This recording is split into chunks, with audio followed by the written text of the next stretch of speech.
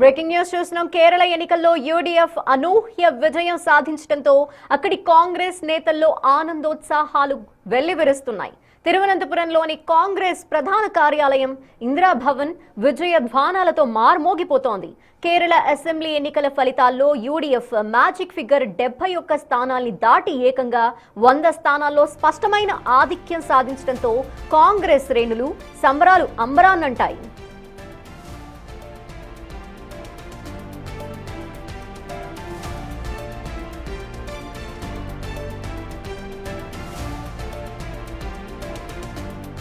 AICC ప్రధాన కార్యదర్శి KC Venugopal, మాజీ ప్రతిపక్ష నేత Ramesh Chennithala, KPCC working president Sunny Joseph, MP Shashi Tharoor వంటి నేతలంతా తిరువనంతపురంలోని పార్టీ కార్యాలయానికి చేరుకున్నారు. ఫలితాల సరళని చూస్తూ నేతలందరూ కేక్ కట్ చేసి ఒకరికొకరు తినిపించుకున్నారు. ముఖ్యంగా కేసీ వేణుగోపాల్, శశి థరూర్, రమేష్ చెన్నితల పరస్పరం ఆలింగనం చేసుకుని విజయోత్సాహాన్ని పంచుకున్నారు. जिंदाबाद मल्लिकार्जुन खड़गे जिंदाबाद सोनिया गांधी जिंदाबाद प्रियंका गांधी जिंदाबाद रेवंत रेड्डी जिंदाबाद रेवंत रेड्डी जिंदाबाद जिंदाबाद जय कांग्रेस जय कांग्रेस जय कांग्रेस जय रेवंत रेड्डी अन्ना जय कांग्रेस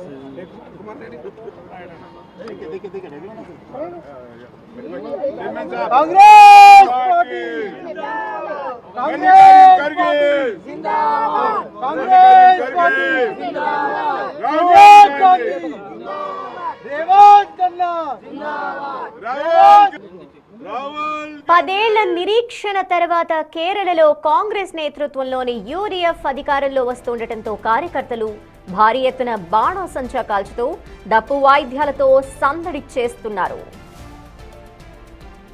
प्रियंका गांधी जिंदाबाद रेवंत रेड्डी जिंदाबाद रेवंत रेड्डी जिंदाबाद राहुल गांधी जय कांग्रेस जय कांग्रेस जय कांग्रेस जय रेवंत रेड्डी अन्ना जय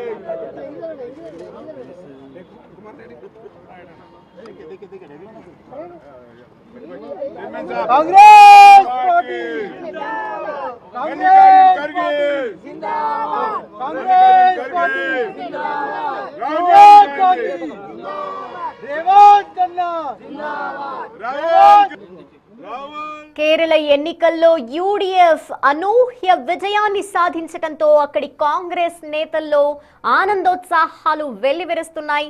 తిరువనంతపురంలోని కాంగ్రెస్ ప్రధాన కార్యాలయం ఇందిరాభవన్ విజయ ధ్వానాలతో మార్మోగిపోతోంది.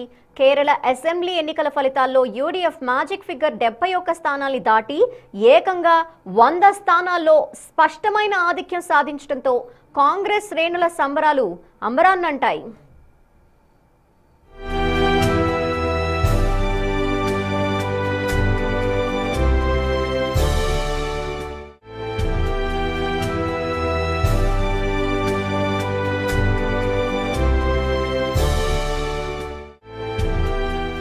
ఏఐసీసీ ప్రధాన కార్యదర్శి కేసీ వేణుగోపాల్, మాజీ ప్రతిపక్ష నేత Ramesh Chennithala, KPCC working president Sunny Joseph, MP Shashi Tharoor వంటి నేతలంతా తిరువనంతపురంలోని పార్టీ కార్యాలయానికి చేరుకున్నారు. ఫలితాల సరళని వాళ్ళు చూస్తూ ఆ నేతలంతా కేక్ కట్ చేసి ఒకరినొకరు తినిపించుకున్నారు. ముఖ్యంగా కేసీ వేణుగోపాల్, శశి థరూర్, రమేష్ చెన్నితల పరస్పరం ఆలింగనం చేసుకుని వారి విజయోత్సాహాన్ని పంచుకున్నారు.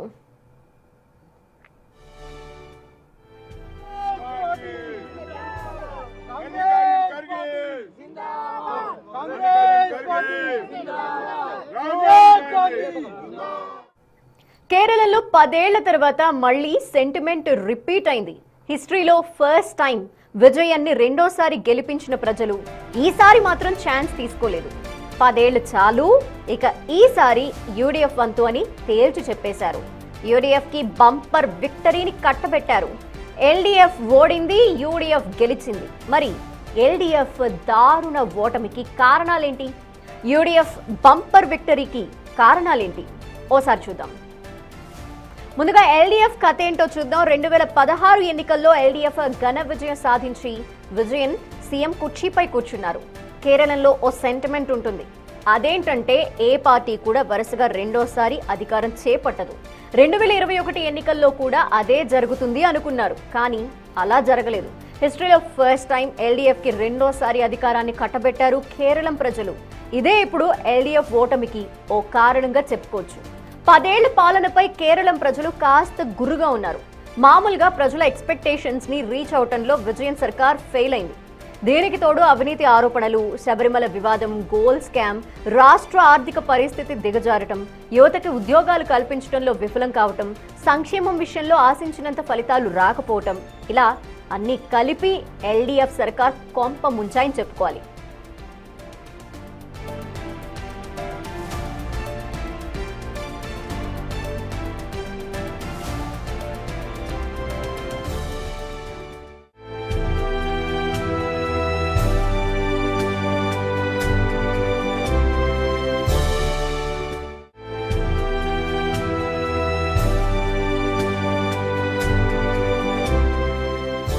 ముఖ్యంగా గోల్డ్ స్మగ్లింగ్ స్కామ్ అయితే తీవ్రమైన ప్రభావాన్ని చూపించిందని చెప్పాలి. ఏకంగా చీఫ్ మినిస్టర్ ఆఫీస్ పైనే ఆరోపణలు రావటం, నేరుగా సీఎం విజయన్ పేరు తెరపైకి రావటం పెద్ద వివాదంగా మారింది. అంతేకాదు సీఎం మాజీ ప్రిన్సిపల్ సెక్రటరీ శివశంకర్ అరెస్ట్ కావటం ప్రభుత్వంపై ప్రజల్లో ఉన్న నమ్మకాన్ని భారీగా దెబ్బతీసిందని చెప్పాలి. ఎందుకంటే క్రమశిక్షణ, నైతిక విలువలు అంటూ మాట్లాడే కమ్యూనిస్టు నేతలు ఇలా అవినీతి ఆరోపణలు ఎదుర్కోవటం పెద్ద దుమారాన్ని రేపడమే కాదు, ఓటర్లని దూరం చేసింది. దీనికి తోడు యూడీఎఫ్, ఇతర ప్రతిపక్ష పార్టీలు ఈ స్కామ్ని కేవలం ఓ నేరంగా కాకుండా రాష్ట్ర భద్రతకి ముప్పుగా చిత్రీకరించడంలో సక్సెస్ అయ్యాయి. ఎన్నికల ప్రచారంలో గోల్డ్ స్మగ్లింగ్ ఓ ప్రధాన చర్చనీయాంశంగా మారింది.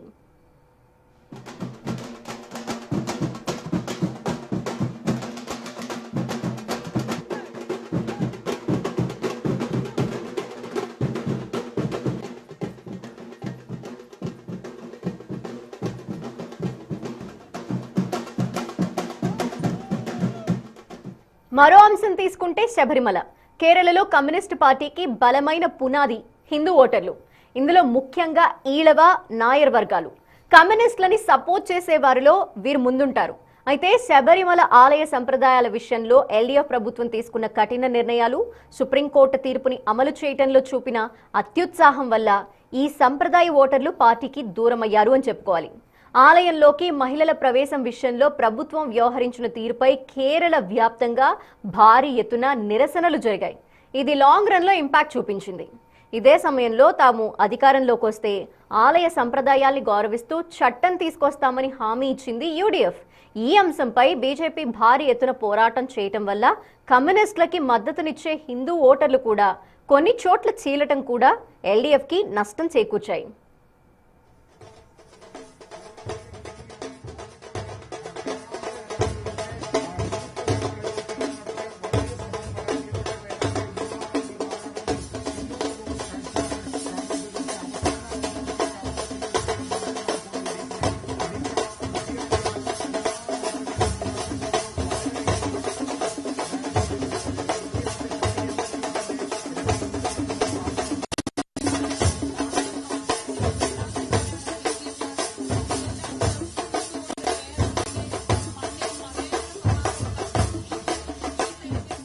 నెక్స్ట్, లైఫ్ మిషన్ ప్రాజెక్ట్ అంశం. కేరళ ప్రభుత్వం నిరుపేదలకు, ఇల్లు లేని వారికి గృహ వసతి కల్పించడం కోసం చేపట్టిన ప్రతిష్టాత్మక ప్రాజెక్ట్ ఇది. అయితే ఈ ప్రాజెక్ట్ చుట్టూ అలుముకున్న అవినీతి ఆరోపణలు ఎల్డీఎఫ్కి నష్టం చేకూర్చాయి. ఈ ప్రాజెక్టులో భాగంగా త్రిశూర్ జిల్లాలోని వడక్కన్చేరిలో ఇళ్ల నిర్మాణానికి యునైటెడ్ అరబ్ ఎమిరేట్స్కి చెందిన రెడ్ క్రెసెంట్ అనే స్వచ్ఛంద సంస్థ దాదాపు 20 కోట్లు విరాళంగా ఇచ్చింది.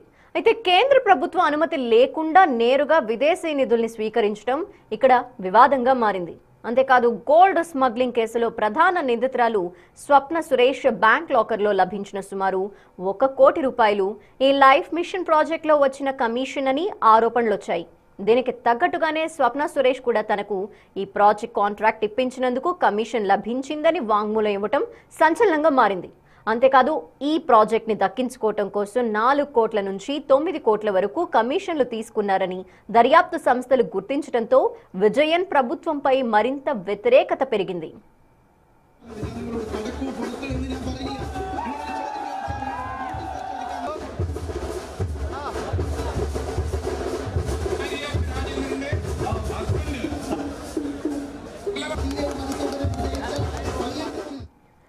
వీటికి తోడు విజయన్ సర్కార్ పాలనలో రాష్ట్ర ఆర్థిక పరిస్థితి కూడా దిగజారింది అని చెప్పుకోవాలి.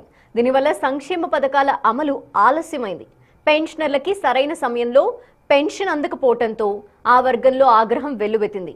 దీనికి తోడు ప్రభుత్వ ఉద్యోగాల్ని కల్పించడంలో అనుకున్న స్థాయిలో విజయన్ ప్రభుత్వం పని చేయలేదు. అంతేకాదు ప్రభుత్వ శాఖల్లో ఖాళీగా ఉన్న పోస్టులని పిఎస్సి ద్వారా భర్తీ చేయకుండా తాత్కాలిక ప్రతిపాదికన తమ పార్టీకి చెందిన వారిని లేదా తమకి అనుకూలంగా ఉన్న వారిని నియమించుకున్నారన్న ఆరోపణలు వినిపించాయి. దీంతో యువతలో ప్రభుత్వంపై వ్యతిరేకత పెరిగింది. అంతేకాదు సిపిఎం అనుబంధ స్టూడెంట్ యూనియన్ నేతలు మొబైల్ ఫోన్ల ద్వారా క్యాంపెయినింగ్ కాపీయింగ్ జరిగిందని తేలటం, ఎగ్జామ్ పేపర్స్ లీక్ అవ్వటం, ఇలా అనేక అంశాలు ఎల్డీఎఫ్ పై వ్యతిరేకతని పెంచాయని చెప్పుకోవాలి.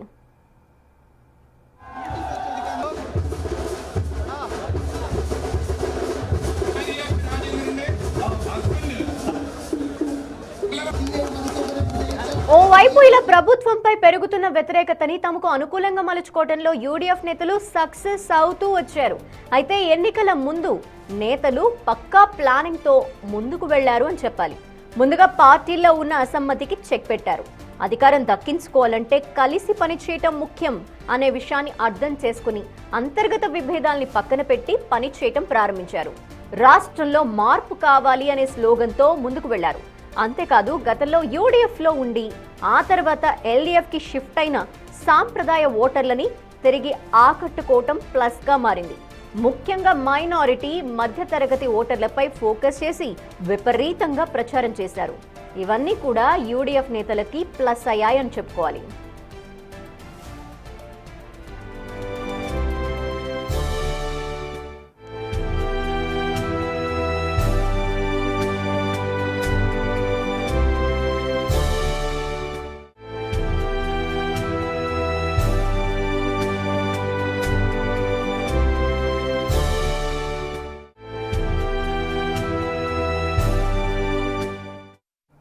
కేరళలో కాంగ్రెస్ గెలుపుపై ఆ పార్టీ అగ్రనేత ఎంపీ ప్రియాంక గాంధీ సోషల్ మీడియాలో ఆసక్తికర పోస్ట్ చేశారు. ధన్యవాదాలు కేరళమని ఎక్స్లో పోస్ట్ చేసిన ప్రియాంక, నా సోదర సోదరీమణులందరికీ మాపై విశ్వాసం ఉంచినందుకు, మద్దతు తెలిపినందుకు ధన్యవాదాలు. మీలో ప్రతి ఒక్కరికి మంచి భవిష్యత్ అందించేందుకు మీ మద్దతే యూడీఎఫ్కి మార్గదర్శిగా ఉంటుంది అన్నారు. 5 ఏళ్ల పాటు మీకిచ్చిన వాగ్దానాల్ని నెరవేర్చడానికి కృషి చేస్తాం. వైనాడ్ లోక్సభ పరిధిలోని 7 స్థానాలకు 7 స్థానాల్ని అఖండమైన మెజారిటీతో గెలిపించినందుకు ప్రత్యేక కృతజ్ఞతలు. ప్రగతిశీల కేరళం అనే మా సందేశాన్ని ప్రతి ఓటర్కి చేర్చిన యూడీఎఫ్ కార్యకర్తలకు, నాయకులకు హృదయపూర్వక అభినందనలు అని ప్రియాంక పేర్కొన్నారు.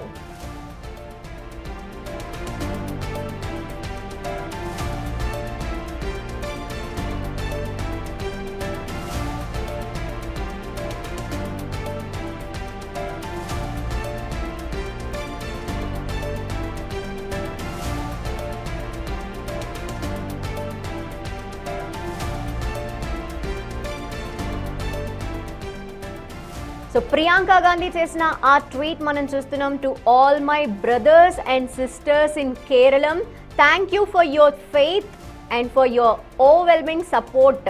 అంటే ప్రతి ఒక్క కేరళలో ఉన్న తన సోదర సోదరి మనులందరికీ కూడా సపోర్ట్ చేసినందుకు ధన్యవాదాలు తెలుపుతున్నారు. The trust you have placed in us will be the UDF's guiding force as we work hard towards building better future for each one of you అని చెప్తున్నారు. అంటే ప్రతి ఒక్కరికి కూడా మంచి భవిష్యత్ ఇచ్చేందుకు ముందుకు వెళ్ళడంలో యూడీఎఫ్ ఉంటుందంటూ కూడా ఆమె తెలుపుతున్నారు. I sincerely hope that hour gratitude to you will be evident each day of the next 5 years as we strive to fulfill our commitments to you with honesty and humility. To my family in Wayanad, you have renewed your belief in the UDF with a resounding mandate, 7 out of 7 seats. You now have 8 representatives working together towards the development of Wayanad. We will do all we can to live up to your expectations. to the workers and leaders of the UDF who work day and night to take our message of a united and progressive Keralam to every household, my heartiest congratulations, best wishes and gratitude for your tireless efforts. So, మనం చూస్తున్నాం క్లియర్గా ఆవిడ ప్రతి అంశాన్ని mention చేస్తున్నారు. రాత్రింబవళ్ళు కేరళంలో ప్రగతి దిశగా ముందుకు తీసుకువెళ్ళిన ప్రతి ఒక్కరికి ధన్యవాదాలు తెలుపుతున్నానంటూ కూడా చెప్పడం జరిగింది. 7 out of 7 సీట్స్ గెలవటం అనేది కూడా ఒక గొప్ప విషయంగా ఆవిడ పేర్కొన్నారు. సో నిరంతరం ఈ 5 ఏళ్లలో ఖచ్చితంగా వారి ఎక్స్పెక్టేషన్స్ని రీచ్ అవ్వటంలో ఖచ్చితంగా ముందడుగు వేస్తామని చెప్తున్నారు. May the next 5 years strengthen your resolve to serve the people of Keralam అంటున్నారు. అంటే ఈ 5 ఏళ్లలో కేరళ ప్రజల కోసమే పనిచేస్తానంటూ కూడా ప్రియాంక గాంధీ క్లియర్గా తన పోస్ట్లో తెలియచేస్తున్న పరిస్థితిని మనం చూడొచ్చు. సో గ్రాటిట్యూడల్గా ఆవిడ ఈ పోస్ట్ అయితే చేశారు. విజయానికి సంబంధించి యూడిఎఫ్ ఏదైతే విజయం సాధించిందో ఆ విజయంలో కీలక పాత్ర పోషించిన ప్రతి ఒక్కరికి ధన్యవాదాలు తెలుపుతున్నారు. ఇంత క్లియర్ మెజారిటీ ఇచ్చినందుకు, అంతేకాకుండా నిరంతరం శ్రమించిన ప్రతి ఒక్కరికి కూడా ధన్యవాదాలు తెలపడమే కాకుండా ఓటర్స్ అందరినీ కూడా ఆవిడ ధన్యవాదాలు తెలుపుతూ మెన్షన్ చేసిన పరిస్థితి కనిపిస్తోంది. ఈ 5 ఏళ్లలో ఖచ్చితంగా ఏవైతే వాగ్దానాలు అలాగే ఏవైతే హామీలు ఇచ్చారో అవన్నీ నిలుపుకోవటంలో, వాటన్నింటినీ ఫుల్ఫిల్ చేయటంలో ఖచ్చితంగా కేరళలో మేము ముందుంటాము. ఈ 5 ఏళ్లలో అవి మొత్తం కూడా చేసి చూపిస్తామంటూ కూడా ప్రియాంక గాంధీ తన ట్వీట్లో పోస్ట్లో మనకి చెప్తున్నట్టు మనం క్లియర్గా చూడొచ్చు.